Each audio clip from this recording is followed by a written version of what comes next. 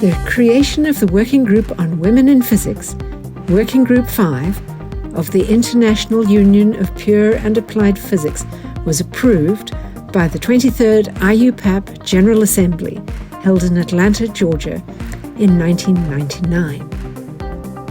It was initially thought of as a finite-term structure to survey the situation of women physicists in IUPAP member countries and to analyze and report the data collected, along with suggestions on how to improve the situation and to propose ways to increase the participation of women within the IUPAP structure.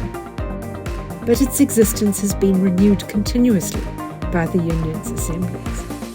The actions of the working group gave visibility to a problem that had often gone unnoticed, contributing to the creation of a very active network of similar working groups in countries across the world. In fact, more countries than there are IUPAP territorial members. The network was very effective in propagating ideas and had a strong regional and national impact. The first actions of the group included a survey and the organization of the first International Conference on Women in Physics, called IUPAP, in 2002. Held every 3 years since then, IUPAP conferences constitute the platform where members of the international network of working groups meet, discuss policies and ideas, and issue resolutions and recommendations to be considered by IUPAP. The efforts of WG5 and its very active international network resulted in obtaining funding to run a global survey of physicists in 2009 to 10, which collected about 15,000 responses from 130 different countries. In 2016, the possibility of obtaining funding for a new survey appeared through the call for projects of the International Science Council, then called ICSU. Partnering up with other international organizations, the project A Global Approach to the Gender Gap in Mathematics, Computing and Natural Sciences, How to Measure It, How to Reduce It, was designed. Presented by the leadership of the International Mathematical Union and the International Union for Pure and Applied Chemistry, it obtained one of the 3 grants awarded.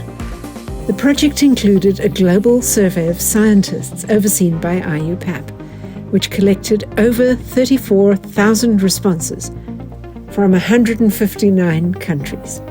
The data are available for researchers willing to analyze them. The project had a huge impact. Although it ended in 2019 with a conference and the publication of a book, it still exerts lasting effects through the Standing Committee for Gender Equality in Science, SCGES, which was created as a direct result. Besides its key role in collecting relevant data for IUPAP, Working Group 5 oversees the IUPAP Travel Grant Program for women physicists at early career stages from developing countries. That is run yearly. Furthermore, IUPAP conferences have issued recommendations and drafted resolutions that have helped reshape the Union.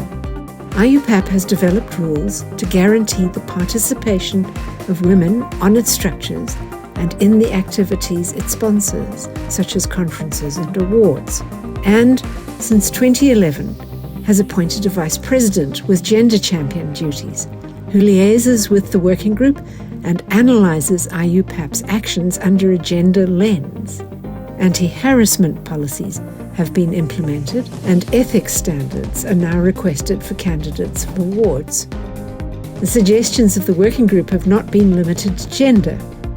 They also cover outreach and education, leading to resolutions approved by the General Assembly. In 2021, the Union renovated the mandate of Working Group 5 to better reflect the actions that it had been taking over the years. The General Assembly adopted the Waterloo Charter for Gender Diversity and Inclusion, a declaration of principles endowed with a list of recommendations that was developed after the 5th IUPAP conference in Waterloo, Canada. 2024 will see the appointment of the second woman president of IUPAP in its 100 years of existence, a woman who started her relation with the union through her participation in Working Group 5.